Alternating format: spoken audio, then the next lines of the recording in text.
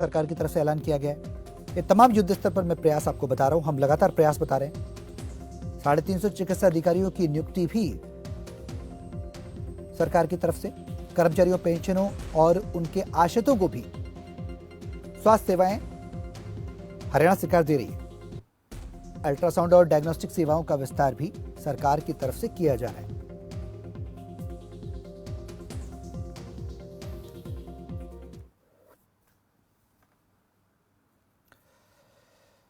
तो मनोहर सरकार प्रयास असरदार, घर पर आपको घर बैठे अब सुविधा मिलेगी। तो आपका डॉक्टर में आज हम बात करेंगे आपके सांसों से जुड़ी हुई तमाम समस्याओं की। अगर आपको भी सांसों से जुड़ी हुई कोई समस्या है तो आप हमारे इस कार्यक्रम में सीधे कॉल कर सकते हैं, जुड़ सकते हैं। हेल्थ रिलेटेड इश्यूज पर टिप्स ले सकते हैं कि कैसे आप स्वस्थ रहें। हमारे साथ इस चर्चा में हेल्थ एक्सपर्ट्स शामिल हैं। डॉक्टर लक्ष्मी नारायण हैं, MBBS MD, हमारे साथ इस चर्चा में जुड़े हुए हैं। इसके अलावा डॉक्टर अवनीत वडेच हैं, होम्योपैथिक फिजिशियन हैं, वो भी हमारे साथ इस चर्चा में शामिल हैं। डॉक्टर सर, आप दोनों का बहुत बहुत शुक्रिया और स्वागत है खबर फास्ट पर समय निकालने के लिए, उस चर्चा में शामिल होने के लिए।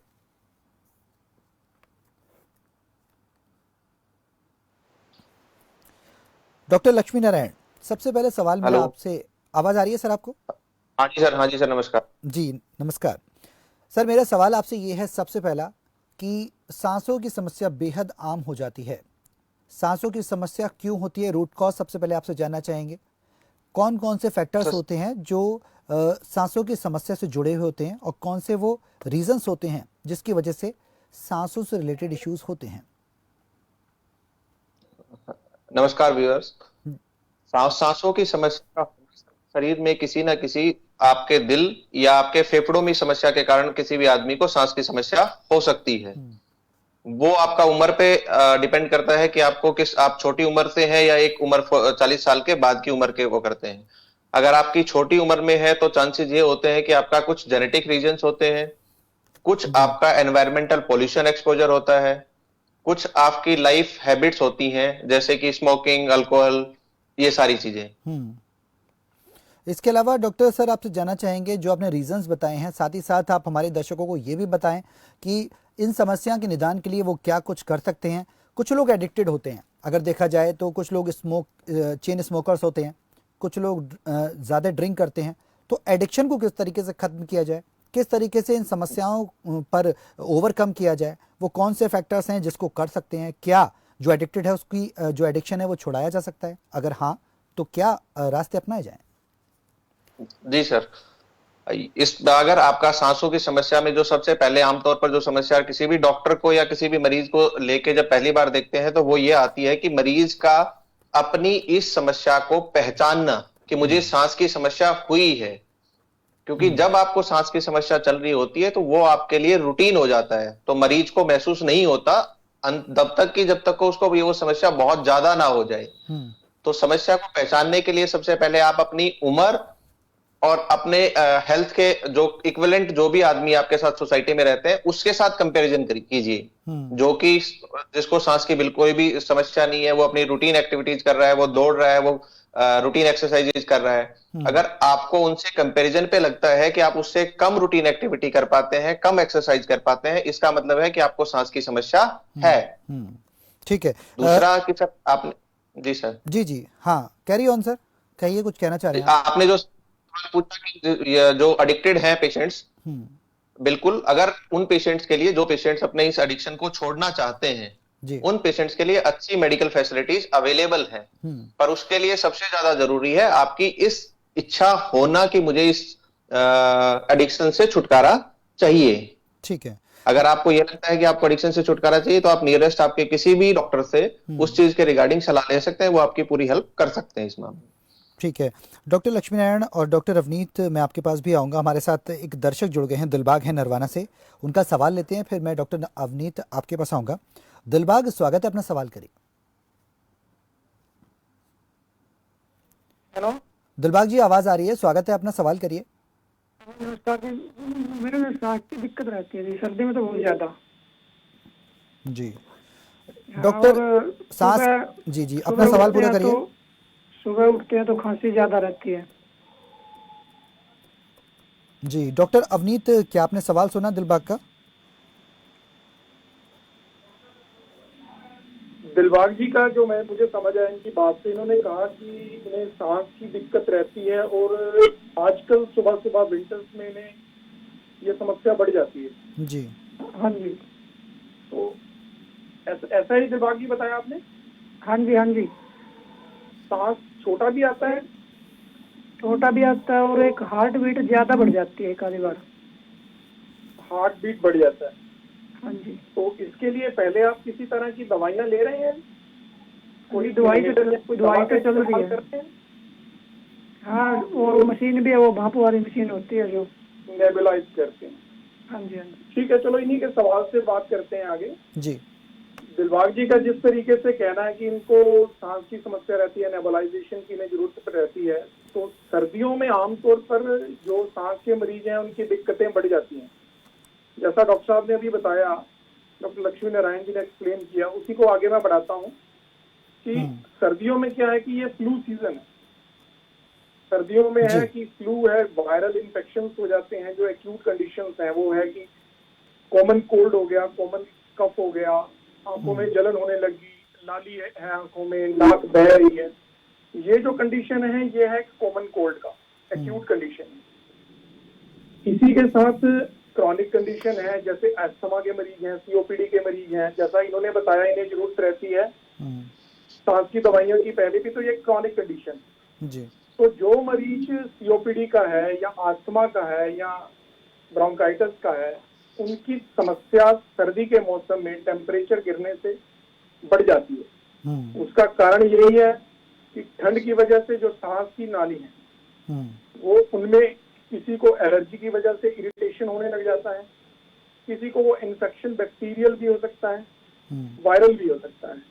तो इस चीज को जानना जरूरी है कि वो इन्फेक्शन वायरल है या बैक्टीरियल। जी तो इसको जानने के अनुसार फिर वो अपना परामर्श डॉक्टर से लेके उस चीज का इलाज कर सकते हैं। लेकिन एहतियात के तौर पर कि सर्दी के मौसम में ये क्या बचाव कर सकते हैं, इसके लिए स्पेशली ये है कि इनको जब भी अपने घर से बाहर निकलते हैं किसी भी आउटडोर एक्टिविटीज के लिए, तो अच्छे तरीके से अपने आप को कवर रखें, छाती को कवर रखें। खासकर जो ठंड लगने का मेन पॉइंट है वो टिम्पैनिक मेम्ब्रेन, हमारे कान का अंदरला हिस्सा, माथा, सर, गला, एक्सपोजिंग पार्ट, हाथ पैर।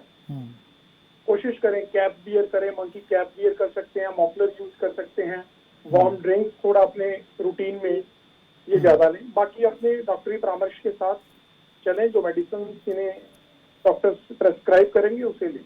जी उम्मीद करते हैं दिलबाग, डॉक्टर अवनीत ने जो आपको प्रिस्क्रिप्शंस बताए हैं, जो तमाम सजेशंस दिए हैं, वो आपके लिए कारगर भी साबित होंगे। इस बीच हमारे साथ एक दर्शक हैं, दीपक कुमार हैं गुरुग्राम से, उनका सवाल लेते हैं। डॉक्टर लक्ष्मी नारायण, आपका रिएक्शन चाहूँगा उनके सवाल पर। दीपक जी स्वागत है, अपना सवाल करिए। हेलो सर, मुझे ना मतलब कि एक तो बीपी हाई बहुत होता है और ना मेरी हार्ट बीट बहुत बढ़ती है और सांस लेने में सर बहुत प्रॉब्लम हो जाती है फिर।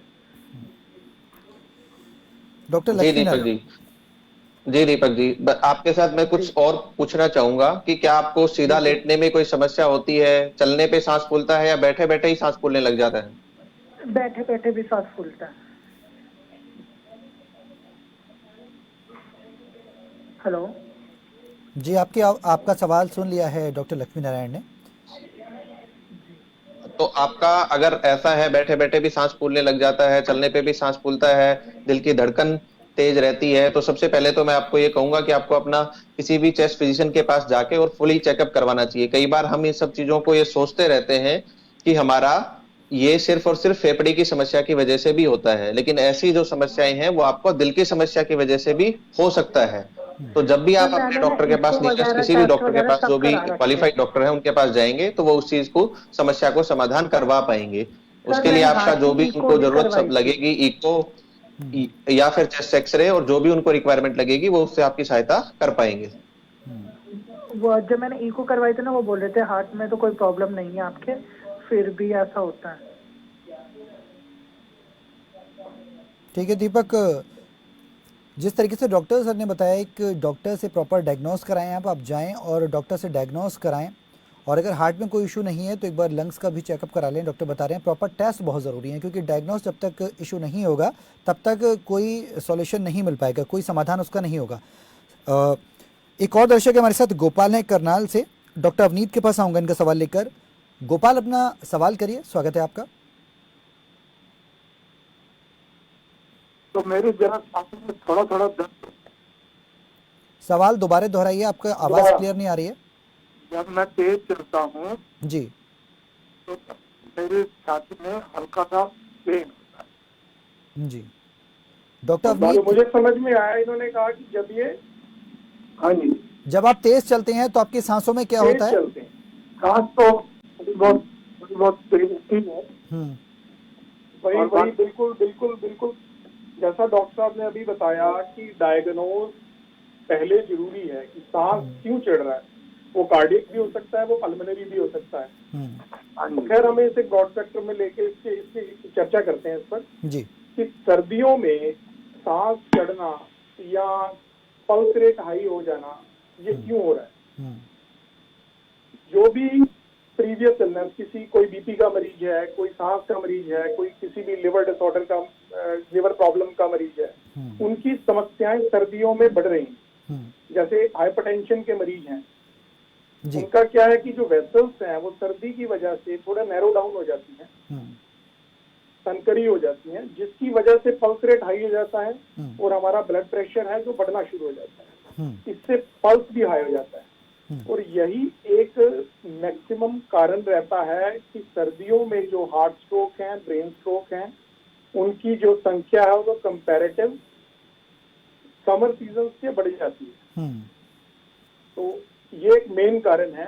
और वैसे भी इसके साथ खान पान भी है कि सर्दियों के मौसम में हमें हमारा जो साल्ट, सावर और शुगर, इन चीजों की हमारी जो क्रेविंग है वो बढ़ जाती है। तो जैसे ही अगर हम सॉल्ट इंटेक हमारा बढ़ता है तो वो एक कारण है ब्लड प्रेशर के हाई होने का। जी शुगर इंटेक बढ़ने से शुगर के मरीजों का, जैसे कुछ भी आप विंटर्स की चीजें जैसे गाजर का हलवा ही है या कुछ भी ऐसे कॉन्सेंट्रेटेड स्वीट चीजें खाने से शुगर के मरीज भी बिगड़ जाते हैं आजकल। जी तो ये एक मेन कारण। तो इनको ब्लड प्रेशर, खैर इनके इन पर्सन इनको हम यही प्रेस्क्राइब करेंगे कि सबसे पहले आप अपना ब्लड प्रेशर मॉनिटर डाउन करें कि बीपी आपका ठीक रहता है, अपना बीपी कंट्रोल रखें। और जैसा डॉक्टर साहब ने अभी बताया था कि you have to go for echo. अगर आपको सांस चढ़ रहा है, अगर आप 2 मंजिला चढ़ते हैं, अगर आराम से चढ़ पा रहे हैं तो इसका मतलब आप हार्ट आपका बहुत अच्छे से काम कर रहा है। लेकिन अगर आपको सांस चढ़ रहा है थोड़ा तेज चलने से या 2 मंजिला चढ़ने से या थोड़ी सी भी एक्सरसाइज करने से, तो इसका मतलब है कि आपको कोई ना कोई कार्डियक डिसऑर्डर होने के चांसेस ज्यादा हैं। जी डॉक्टर अवनीत, यहाँ पर एक सवाल बेहद अहम हो जाता है कि लगातार कई बार कुछ इश्यूज ऐसे भी रहते हैं कि थकान महसूस होती है। कई लोग थकान भी लंबे समय तक महसूस करते हैं। थकान महसूस करना क्या फिजिकल डिसऑर्डर हो सकता है? क्या वो सांस से जुड़ी समस्या हो सकती है? देखिए, थकान महसूस करना हो सकता है कि वो भी कोई फिजिकल डिसऑर्डर है, मेंटल डिसऑर्डर भी हो सकता है। जी रीजन क्या है कि आपका एनर्जी लेवल, थकान का मतलब है कि आपका एनर्जी लेवल लो है। एनर्जी लेवल फिजिकल भी है और मेंटली भी है। जी ये बड़ा अहम सवाल किया आपने कि जी सिर्फ फिजिकल एलिमेंट से ही सर्दी के मौसम में नहीं बढ़ती। मेंटल एलिमेंट यानी कि डिप्रेशन से संबंधित या दिमागी साइकोलॉजिकल संबंधित जो समस्याएं हैं वो भी बहुत ज्यादा सर्दी में बढ़ जाती हैं। और उसकी वो भी एक मेन वजह है कि जब आपका वाइटल फोर्स, आपका वाइटलिटी, आपकी एनर्जी ही डाउन है, तो आप वो फिजिकली, अगर आप मेंटली हाई नहीं है तो आप फिजिकली भी डाउन जाते हैं। तो सर्दी के मौसम में जानने वाली बात यह है कि आपके पास ना आउटडोर एक्टिविटीज कम हो जाती है जी कि आप बाहर कम निकलते हैं। वो कम निकलने की वजह से आप एक तरह के एनवायरनमेंट में रहने की वजह से और डाइटरी हैबिट्स चेंज होने की वजह से कुछ लोग वेट गेन करना शुरू कर देते हैं। और सनलाइट का एक्सपोजर जो नहीं मिलता विंटर में, वो एक बहुत अहम वजह होती है जिसकी वजह से हमारे जो सैड हार्मोन्स हैं वो ज्यादा सिक्रीट होते हैं, हैप्पी हार्मोन्स हमारे कम सिक्रीट होते हैं। जी तो ये एक बहुत अहम कारण है जिस वजह से एनर्जी लेवल लो, जो आपने बात करी कि एनर्जी लेवल लो रहना शुरू हो जाता है। तो डॉक्टर अवनीत, ऐसी स्थिति में पेशेंट क्या करे, आम इंसान क्या करे, क्योंकि एनर्जी लेवल लो रहता है तो वो कुछ भी खाने लगता है, जैसे कि एनर्जी की कोई भी चीज़ खा लेगा, जूसेस ले लेगा या फिर कुछ शेक्स ले लेगा। ऐसे में वो क्या वो तरीके हैं, क्या वो चीज़ें हैं जो वो ले कि एनर्जी लेवल अप रहे? क्या वो शेड्यूल्स हैं जिनको फॉलो किया जाए? चलो हम टॉपिक के हिसाब से चलते हैं कि जैसे विंटर से रिलेटेड जो प्रॉब्लम है और इस लेवल पे जब एनर्जी लेवल लो फील कर रहे हैं तो ठीक है, जूसेस आर गुड, लेकिन हमें पहले यही जानना जरूरी है कि वो एनर्जी लेवल लो का रीजन क्या है। अगर वो फिजिकल लेवल पर लो है तो डेफिनेटली जूस उससे कुछ हेल्प आउट करेगी, उसको एनर्जी मिलेगी, कुछ मल्टीविटामिन या मेडिकेशन जो डॉक्टर से प्रिस्क्राइब करेंगे वो उसे सहायता देंगे। लेकिन अगर स्पेशल सर्दी के कारण ही, विंटर्स के कारण ही, जैसे हमने चैट डिस्कस किया ना, सीजनल अफेक्टिव डिसऑर्डर, जिसकी वजह से कि पेशेंट जो है वो मेंटल लेवल पर लो फील करता है, घर पर रहने की वजह से उसको, जो बाहर ना निकलने की वजह से उसका एनवायरनमेंट डाउन है जी, तो उस स्थिति में उसे सबसे ज्यादा जरूरी है कि सनलाइट, जब भी सूरज निकलता है उसे सनलाइट में बैठना चाहिए, एक sufficient amount of vitamin D natural सी उसे लेना चाहिए, अच्छी मात्रा में आपको न्यूट्रिशियस डाइट लेना चाहिए, कुछ आड़ कबाड़ कुछ ऐसा नहीं खाना चाहिए जिससे आपका वेट गेन हो। आप न्यूट्रिशियस चीजें ले सकते हैं। वाटर इनटेक बहुत अहम है कि सर्दी के मौसम में आपको प्यास ज्यादा नहीं लगती है, लेकिन आपको आपकी ब्लड सर्कुलेशन के लिए, आपके थर्मोरेगुलेटरी सिस्टम को मेंटेन के लिए आपको पानी एक अच्छी मात्रा में यूज करना होता है। ठीक है डॉक्टर अवनीत, आपने ये तमाम पहलू बताए हैं, बेहद ही अच्छे उपाय हैं ये, अगर इनको लोग करते हैं तो वो उनको ज़रूर फ़ायदा मिलेगा। डॉक्टर लक्ष्मी नारायण, मेरा एक सवाल आपसे है। सवाल ये कि लोगों को समस्या जिस तरीके से सांसों से जुड़ी हुई होती है, रेस्पिरेटरी सिस्टम से भी होती है, कार्डियक से भी जुड़ी हुई वो समस्या होती है, ऐसे में अगर उन लोगों की बात की जाए जो ऐसी फैक्ट्रीज़ में काम करते हैं, जो लोअर कैटेगरी के हैं, या कि कहा जाए कि गरीब तबके के लोग हैं, उनकी आजीविका ही उसी बेसिस पर चल रही है कि वो फैक्ट्री में काम ना करें तो उनको 2 जून रोटी जोड़ना भी मुश्किल हो जाएगा, और उस फैक्ट्रीज़ में से जहरीली गैसें निकलती हैं, वो बेचारा वहाँ ना जाए तो काम कैसे करे? और गरीबी की वजह से वो प्रॉपर उपचार नहीं ले पाते हैं, उनको इतना जानकारी भी नहीं होती है। तो ऐसी स्थिति में चाहे वो अपर लेवल की बात की जाए या फिर मिडिल क्लास की बात की जाए या फिर लोअर क्लास की बात की जाए, अगर कोई व्यक्ति फैक्ट्री में काम कर रहा है और ऐसी फैक्ट्री में काम कर रहा है कि वहाँ से जहरीली गैसेस निकलती हैं और उसको दिन 2-4 तो होना है रोज़, क्योंकि अगर वो नहीं जाएगा तो वो जॉब कैसे करेगा? तो उस समस्या से वो समाधान कैसे पाए? क्योंकि जहरीली हवा में रहकर अपने आप को सुरक्षित रख पाना एक बड़ी चुनौती है। ऐसे केस में सर मेन जो आपका वो है वो होता है कि प्रोफाइलैक्सिस।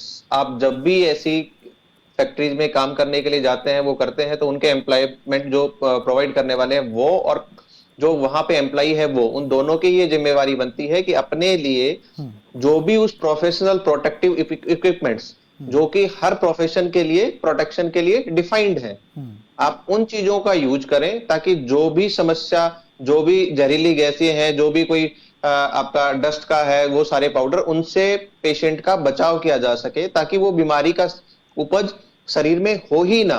यही सबसे अच्छा उपाय है। और दूसरा उपाय ये है कि आप अपना हर 6 महीने या हर साल में नियमित चेकअप करवाते रहें कि अगर आपको वो बीमारी शुरुआत भी हो चुकी है जी, तो उसको भी जल्दी पकड़ के और ट्रीटमेंट शुरू किया जा सके। ठीक है। करमचंद हमारे साथ एक दर्शक हैं, जगाधरी से फोन लाइन पर जुड़ चुके हैं, उनका सवाल लेता हूं और मैं आना चाहूंगा डॉक्टर लक्ष्मी नारायण आपके पास ही। करमचंद जी, स्वागत है, अपना सवाल करिए। हाँ जी, नमस्कार जी। जी नमस्कार। नमस्कार। जैसे सीढ़ियाँ चढ़ते हैं ना जी, सीढ़ियाँ चढ़ते हैं तो सांस चढ़ जाता है, मतलब जी, तो इसकी कोई इलाज है जी? नहीं, कोई खांसी भी आपको रहती है? खांसी तो वैसे हो गई, बड़ी मोटी, ज्यादा नहीं है जी। अच्छा, ठीक है। या आपका जो सांस जो चढ़ता है उसका दिन में या रात में कोई समस्या में फर्क पड़ता है आपका, कि रात में है, ज्यादा है, या सर्दी या गर्मी में कोई ज्यादा या कम होता है? मौसम का फर्क नहीं है जी। अच्छा, मौसम का फर्क नहीं है। उम्र कितनी है आपकी सर? उम्र 52 है जी। अच्छा, 52 है सर। अगर आपको कोई ऐसा मौसम का फर्क नहीं है, सिर्फ सीढ़ियां चढ़ने पे सांस फूल रहा है, कोई बीपी शुगर वगैरह कोई समस्या तो आपको पहले नहीं रहती है? ना जी, कोई नहीं रहती है। तो ऐसे में सर चांसेस ये है कि आपको कोई ना कोई दिल के ऊपर जिसको लोड पड़ना जिसको बोलते हैं, हाँ तो जी। समस्या उस तरफ जाना ज्यादा संभावना है। तो उस चीज के लिए आप अपना रूटीन बीपी चेकअप और रूटीन चेकअप एक बार किसी भी चेस्ट फिजिशियन या किसी भी नॉर्मल एमडी मेडिसिन से एक बार जाके करवा सकते हैं, ताकि वो ये अंतर कर पाए कि आपको फेफड़े या दिल की समस्या में से कौन सी समस्या है, क्योंकि दोनों का इलाज बिल्कुल अलग होता है सर। उम्मीद करते तो हैं ज्यादा बेहतर ये रहे। जी, ठीक है। जी। उम्मीद करते हैं करमचंद जी आपको आपके सवाल का जवाब मिल गया होगा। जिस तरीके से डॉक्टर लक्ष्मी नारायण ने बताया, आपको प्रॉपर चेकअप कराना बहुत ज़रूरी है। प्रॉपर चेकअप कराएं, प्रिस्क्रिप्शंस लें डॉक्टर से और डायग्नोज हो जाएगा कि आपको एक्चुअल में समस्या है क्या। उसके बाद आप उसके हिसाब से वो डॉक्टर ट्रीटमेंट कर सकते हैं, आपको अपनी समस्या से समाधान मिल जाएगा। जिस तरीके से आपने बताया कि सीढ़ी चढ़ने से आपको सांस लेने में तकलीफ होती है, कार्डियो की भी प्रॉब्लम हो सकती है, कार्डियक इशू भी हो सकता है। प्रॉपर टेस्ट कराएं, उसके बाद ही चीज़ें साफ हो पाएंगी। डॉक्टर अवनीत, मैं आपके पास आना चाहूँगा सर। सवाल बेहद अहम हो जाते हैं कि ऐसी स्थिति में करें क्या, क्या खाएं, क्या पिएं, क्योंकि हर उम्र में हर एज फैक्टर्स के लोगों में ये देखा जा रहा है, चाहे वो बच्चा हो चाहे वो बुजुर्ग हो। ऐसे में बच्चों के साथ बेहद बड़ी समस्या हो जाती है कि बच्चों को सांस लेने में कई बार तकलीफ होती है, तो माता पिता ये सोचते हैं कि ये खेल के आया होगा या फिर बाहर दौड़ के आया होगा, इस वजह से ऐसा कुछ हो रहा है।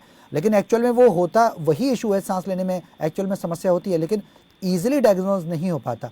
ऐसी स्थिति में घर में किस तरीके के उपचार किए जाएं, कैसे डायग्नोज करें, माता पिता कैसे अवेयर रहें कि बच्चों को क्या, उनके बच्चों को इस तरीके की समस्या तो नहीं है?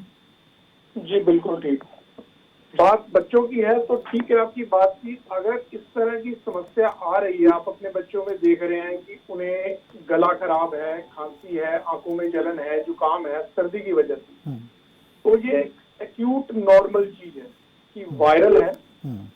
7 दिन लगेंगे अगर आप कोई दवा खाएंगे तो भी, 7 दिन लगेंगे अगर आप कोई दवा नहीं खाएंगे तो भी। तो इसके लिए मेन यही रहता है कि आप बच्चे को थोड़ा गर्म पानी में शहद डाल के दीजिए, ठीक है।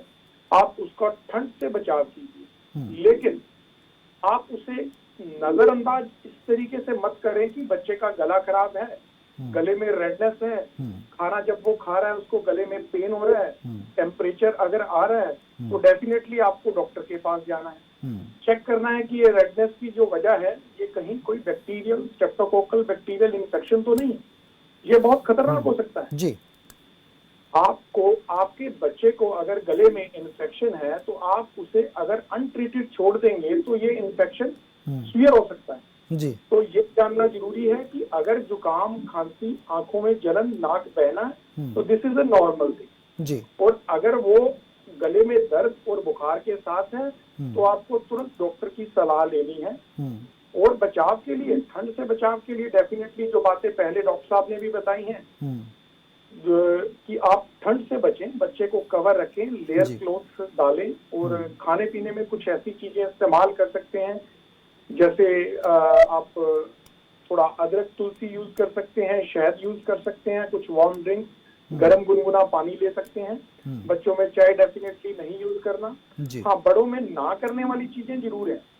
बड़ों में, एडल्ट में यह है कि आपको स्मोकिंग अवॉइड करना चाहिए कि अगर आप स्मोक कर रहे हैं तो डेफिनेटली आपको सीओपीडी, अस्थमा, साइनसाइटिस, सांस के संबंधित जो समस्याएं हैं वो ज्यादा आएंगी। एक बड़ा मिसपरसेप्शन है कि भाई शराब पीने से, ड्रिंक करने से, ब्रांडी लेने से, अक्सर मरीज पूछते हैं कि डॉक्टर साहब 2 घूंट लगा लें ब्रांडी के तो शायद हमें गर्मी आ जाए। दिस इज रॉन्ग कि अगर आप ड्रिंक करते हैं, अल्कोहल यूज करते हैं या स्मोक करते हैं तो आपका हार्ट रेट बढ़ता है। हार्ट रेट बढ़ेगा तो बीपी बढ़ेगा, बीपी बढ़ेगा तो ब्रेन स्ट्रोक, हार्ट स्ट्रोक के चांसेस ज्यादा बढ़ेंगे। तो definitely avoid alcohol, avoid smoke. और बच्चों के मामले में आप उन्हें बहुत ठंड है तो आउटडोर एक्टिविटीज के लिए ना भेजें, लेकिन हाँ, उन्हें बंद कमरे में भी मत रहने दें, सनलाइट दें, प्रॉपर वेंटिलेशन होना जरूरी है जी। डॉक्टर अवनीत, बहुत से अहम सवाल है मैं आपसे करूंगा। डॉक्टर लक्ष्मी नारायण, आपसे यहाँ पर यह जानना चाहूँगा कि क्या बात की जाए साइनस की। साइनस एक समस्या रहती है, कई बार जो लोग साइनस से 2-4 होते रहते हैं, क्या साइनस किस तरीके की प्रॉब्लम रहती है, क्या उससे पूरी तरह से निदान मिल सकता है? जी सर, साइनस एक टाइप से आपका जैसा जो नॉर्मल जुकाम होता है वो सिर्फ नाक में होता है। हमारा नॉर्मली जो नाक के साइड में हड्डियों में स्पेसेस होते हैं जिनको साइनसिस नाम दिया गया है मेडिकल साइंस में, अगर आपका वो इन्फेक्शन या एलर्जी उन साइनसिस में जो खाली जगह है हड्डियों में, अगर उन तक फैल जाए जी। तो उसको साइनोसाइटिस बोलते हैं सर। जी। अगर वो अभी आपको हुआ है, फीवर आ रहा है, सब चीजें हैं, तो सिर्फ आपको वो, इसका मतलब है कि कोई ना कोई इन्फेक्शन की वजह से हुआ है। अगर आपको उसमें छींकें आ रही हैं, आंखें लाल रह रही हैं, आंखों से पानी बह रहा है, जी। सर दर्द रह रहा है, तो इसका मतलब है कि वो आपको एलर्जिक साइनोसाइटिस है। उसमें उपचार क्या बिल्कुल करना इससे होगा? पूरी तरह से सर, इसमें उपचार आपका बिल्कुल आपको पूरी तरह से उपचार किया जा सकता है। अगर वो आपको एक्टिव वायरल इन्फेक्शन है या कुछ ऐसा है, जी। तो कुछ दवाइयां हैं जो आप प्रिस्क्रिप्शन कर सकते हैं घर पे। जो सबसे जरूरी है कि डॉक्टर से आने से पहले आप क्या कर सकते हैं, जी। उस चीज के लिए सर सबसे जरूरी है कि आप अपना गर्म पानी से भाप रखें, खुद को हाइड्रेट रखें। जिस भी एलर्जी से आपको लगता है कि मुझे इस चीज के होने के बाद छींकें स्टार्ट हो जाती हैं, जी। उस चीज से खुद को बचाव करना चाहिए। ठीक है। डॉक्टर लक्ष्मी नारायण, एक दर्शक हमारे साथ जुड़ गए हैं, मनोज है महेंद्रगढ़ से, उनका सवाल लेता हूं मैं। मनोज, स्वागत है, अपना सवाल करिए। शायद संपर्क नहीं हो पा रहा, तो मैं अगला सवाल डॉक्टर अवनीत से करूंगा। डॉक्टर अवनीत, क्या सांसों की समस्या का निदान होम्योपैथ में पूरी तरह से है? अगर किसी को कोई प्रॉब्लम हो जाती है सांसों से रिलेटेड, तो क्या उसका पूरी तरह से समस्या का समाधान होम्योपैथ देता है, गारंटी देता है इस बात की? देखो, गारंटी मेडिकल साइंस में किसी चीज की कभी भी नहीं होती जी। फर्स्ट बात पहली ये है जी। तो ये जरूर है कि होम्योपैथिक मेडिसिन बहुत कारगर हैं किसी भी तरह की स्वास्थ्य संबंधित रोगों के लिए। ठीक है जी। तो किसी भी तरह की एक्यूट कंडीशंस हैं उसके लिए भी, क्रॉनिक कंडीशंस के लिए तो खैर होम्योपैथिक मेडिसिन बहुत ही ज्यादा इफेक्टिव है जी। ठीक है, होम्योपैथिक मेडिसिन इफेक्टेड हैं, ये बात बहुत सही है। एक लॉन्ग टर्म मेडिसिन ज़रूर रहती हैं, हल्के हल्के इसका असर होता है, लेकिन इस समस्या से काफ़ी हद तक छुटकारा मिल सकता है। डॉक्टर लक्ष्मी नारायण, सवाल यही है मेरा आपसे भी कि अगर एलोपैथ की बात की जाए तो एलोपैथ पर कई लोग क्विक रिलीफ के लिए जल्दी भरोसा करते हैं, जल्दी चाहते हैं कि उनको क्विक रिलीफ मिल जाए। ऐसे में अगर कोई व्यक्ति किसी के फेफड़े कमज़ोर हैं, कुछ ऐसी समस्या है उसे लंग से रिलेटेड, तो क्या फेफड़े कमज़ोर होने की एक वजह क्या रहती है? अगर वो फेफड़े उसके कमज़ोर हैं तो उसको स्ट्रॉन्ग करने के लिए किस तरीके का वो सेवन करे, किन चीज़ों को वो ऐड ऑन करे अपने लाइफस्टाइल में, साथ ही साथ क्या उपचार ले वो जिससे कि वो ठीक हो सके? क्या घर में कुछ मेडिसिन बनाई जा सकती हैं, या फिर अगर आप मेडिसिन कुछ प्रिस्क्राइब करना चाहें जो वो यूज़ कर सकता हो? सर, एलोपैथिक के लिए जो आपका वो है, जो सबसे बड़ा मिसकंसेप्शन सोसाइटी में हमारे लिए है कि सांस की समस्या के साथ जब भी डॉक्टर आपको इनहेलर्स प्रिस्क्रिप्शन करते हैं जी, तो लोगों को सबसे होता है कि इनहेलर्स एडिक्शन हो जाएगा एक टाइप से। हाँ जी, हाँ जी। मैं आज आपके थ्रू ये बात जरूर सोसाइटी को कन्वे करना चाहता हूं कि जो भी आप टैबलेट्स और जो चीजें लेते हैं वो आपको ज्यादा नुकसानदायक होती हैं बजाय कि इनहेलर्स के। जी। एक्चुअली में जो एडिक्शन होता है वो आपको टैबलेट्स की वजह से होता है। टैबलेट्स आपके जब भी जाते हैं आपके पेट में जाएंगी, वो दवाई पेट से आपके खून में पहुंचेगी और वो शरीर के हर हिस्से को अफेक्ट करेगी। जी। लेकिन जब आप इनहेलर्स यूज करते हैं तो वो इनहेलर्स डायरेक्टली आपके फेफड़ों में पहुंचते हैं। जी। वो जहां पे उस दवाई का असर चाहिए वहीं पे ही असर करते हैं, और उनका जो रिलीफ करने का जो वो है टाइम, वो भी बहुत कम है। तो जब भी आप अपने डॉक्टर से कोई प्रिस्क्रिप्शन देता है कोई भी इनहेलर्स, तो आपको इनहेलर्स कंटिन्यूअसली यूज करने चाहिए बजाय कि कुछ मेडिकेशंस और इंजेक्शंस के, जो कि लंबे समय में आपको नुकसान कर सकते हैं। इनहेलर्स आपको कभी भी कोई ऐसा नुकसान नहीं करेंगे आप। जी, चलिए, बहुत बहुत शुक्रिया डॉक्टर लक्ष्मी नारायण हमारे साथ इस चर्चा में शामिल होने के लिए। डॉक्टर अवनीत, आपका भी बहुत बहुत शुक्रिया सर इस चर्चा में शामिल होने के लिए और तमाम सवालों के जवाब देने के लिए। आपका डॉक्टर में आज हम बात कर रहे थे सांसों से रिलेटेड इश्यूज़ की। आप स्वस्थ रहें, इसीलिए हम आते हैं हर बार एक नया मुद्दा लेकर। कल फिर एक नई समस्या को लेकर आपके सामने होंगे हाजिर। फिलहाल दीजिए इजाज़त, नमस्कार।